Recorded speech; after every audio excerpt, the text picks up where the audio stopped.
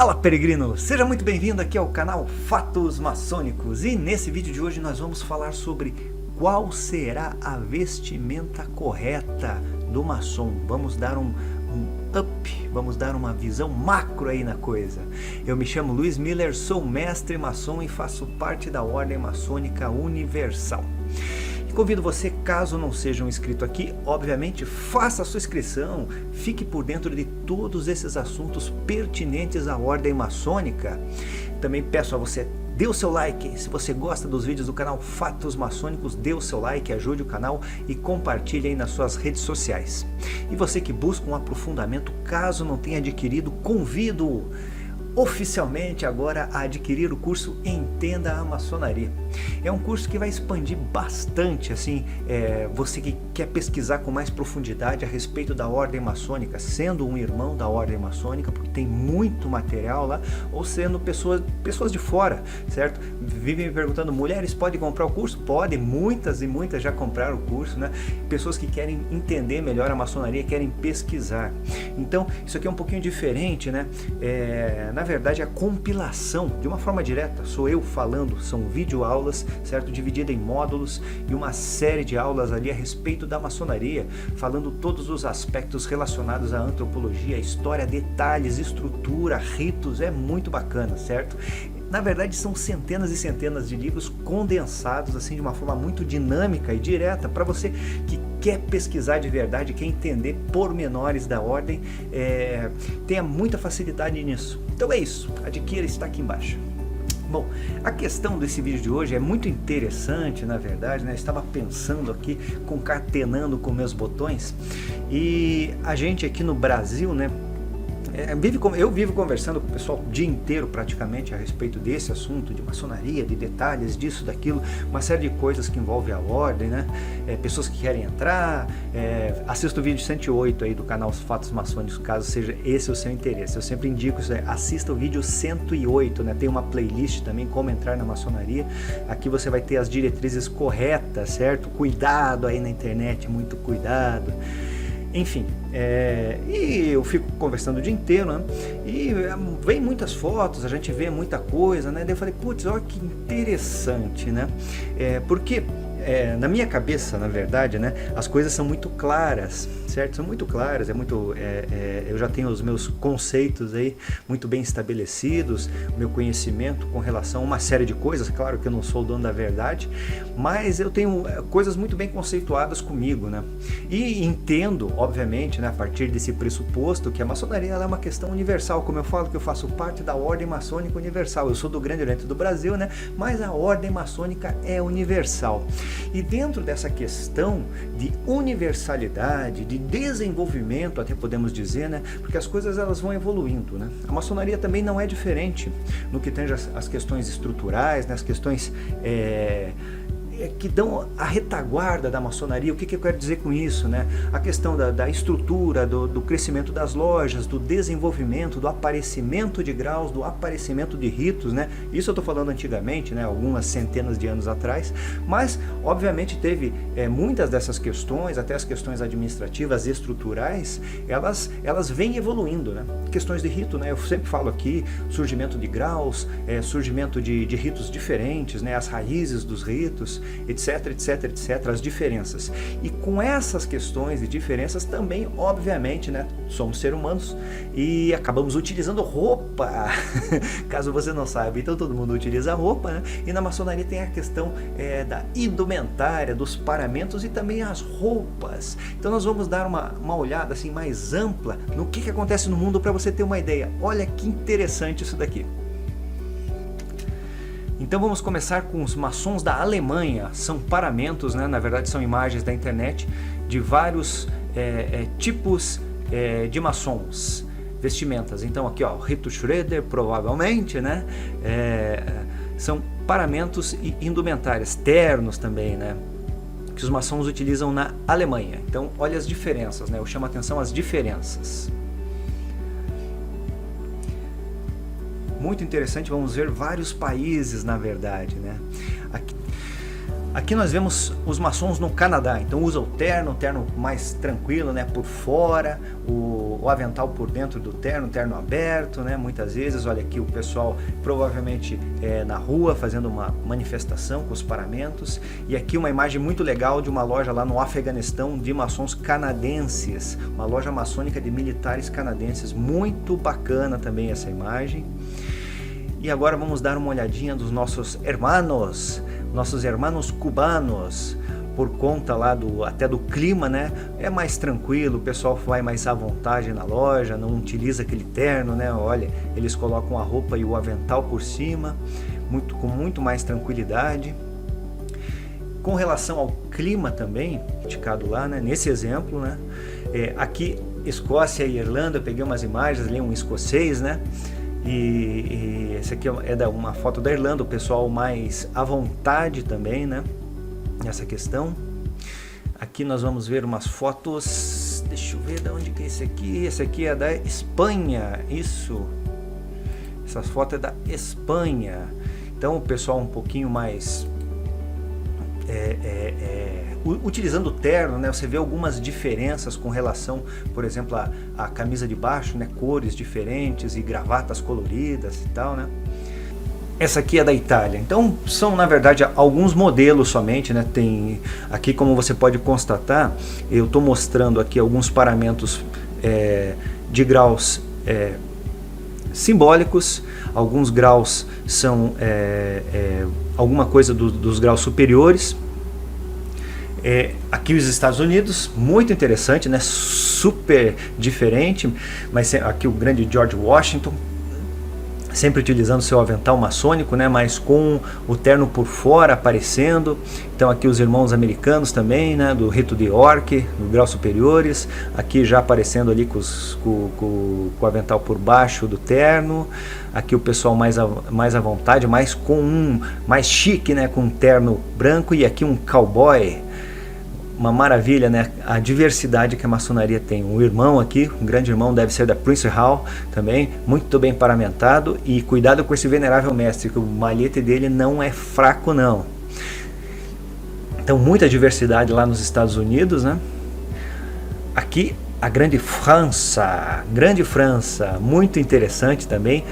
Esse aqui são paramentos dos graus superiores do rito sueco. Esse aqui é praticado na França, né, também. Aqui são paramentos simbólicos do rito moderno. Aqui do rito escocês antigo e aceito, praticado lá na França. Muito bonito, né? Aqui uma foto do pessoal também.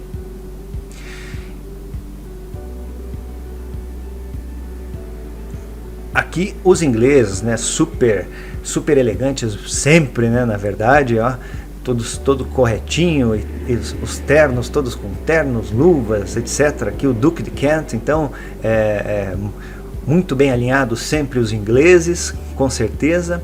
Aqui no Brasil, né, uma foto antiga de 2011 ou 2012, aqui eu paramentado como venerável mestre, né, na época que eu era venerável mestre.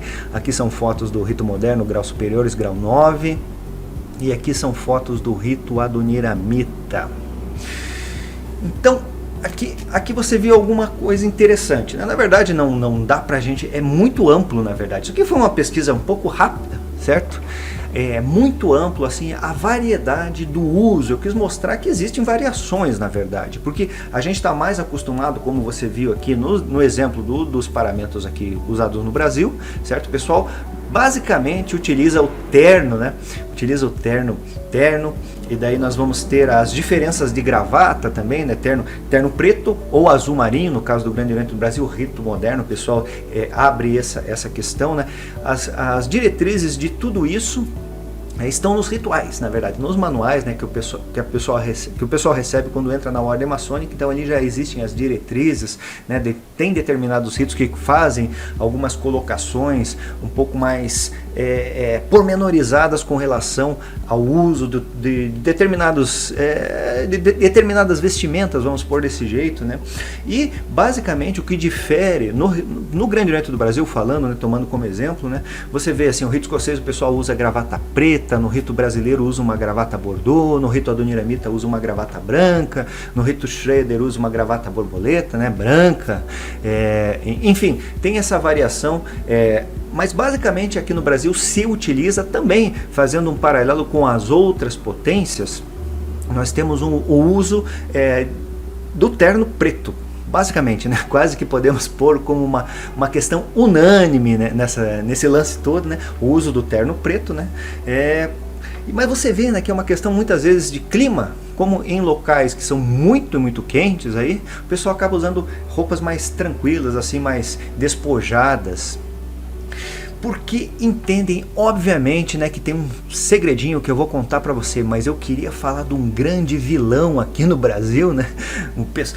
Tem pessoas que adoram e tem pessoas que detestam, tem verdadeira ojeriza a respeito do nosso tão famigerado balandral. Então o que é o balandral? O balandral é uma espécie de uma túnica que o irmão põe por cima da roupa, né? É fácil de a gente ver, todas essas imagens aí são imagens da internet, né? O balandral também tem, então eventualmente aparecem aí fotos de irmãos utilizando o balandral, daí põe os paramentos por cima, super tranquilo também, né?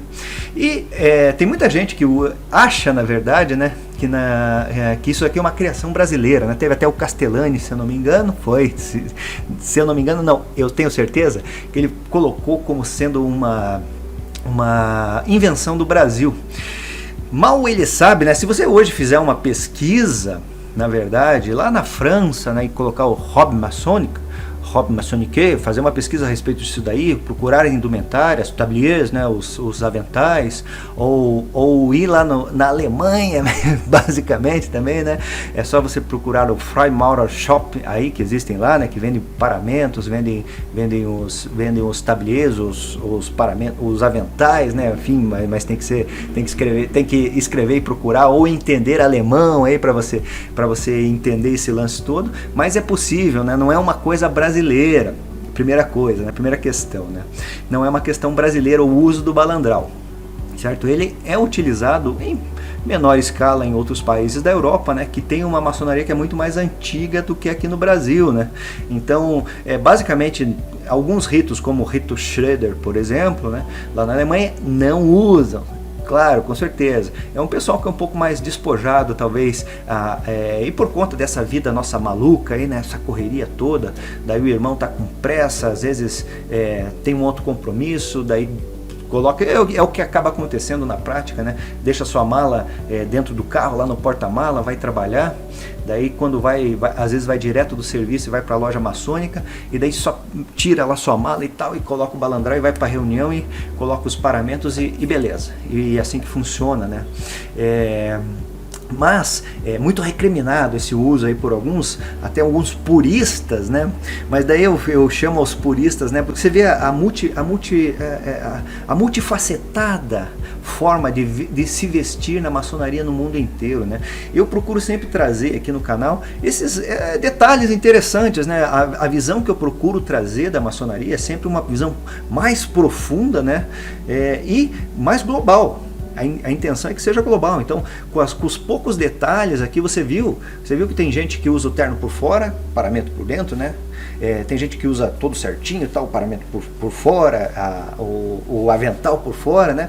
Outros com o terno aberto, outros com camisas de outras cores, né? Se você rever as fotos, você vai ver gravatas diferentes, gravatas coloridas, camisas diferentes, né? Que no Brasil se usa muito a camisa branca, né? É difícil ver um irmão numa reunião com uma camisa de baixo, assim, de outra cor, caso esteja de terno, esteja no rigor maçônico.